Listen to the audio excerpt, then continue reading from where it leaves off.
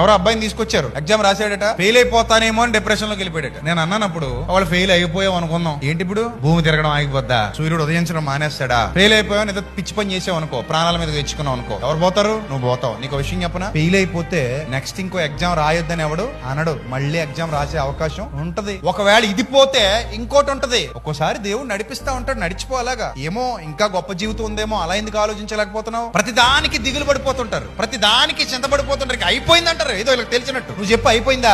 Future ఎంత బాగుంటుందో ఇది ఎవరికి తెలుసు? ఎలాంటి సమస్యలు వచ్చినా ధైర్యంగా నిలబడి పోరాడడమే మానవ జీవితం. ఒంటరిగా వచ్చాం మనం. అప్పుడు నీకు భార్య లేదు, అప్పుడు నీకు భర్త లేడు, అప్పుడు నీకు పిల్లలు లేరు, అప్పుడు నీకు డబ్బులు లేవు, అప్పుడు నీకు ఇల్లు లేదు, పొలాలు లేవు, ఏమీ లేవు, నీకు ఏ సపోర్టు లేదు. ఒంటి మీద ఒట్టి గుడ్డ ముక్క లేకుండా మొలతాడు లేకుండా పుట్టావు నువ్వు, అవునా? అలాగే చచ్చిపోతావు. ఈ మధ్యలో వచ్చాయి సాధించే విజయాలన్నీ కూడా మధ్యలోనే సాధిస్తావు. దేనికి చింతపడాలి, దేనికి బెంగపడాలి? అది అసలు కరెక్ట్ కాదు. చావు అస్సలు పరిష్కారం కాదు.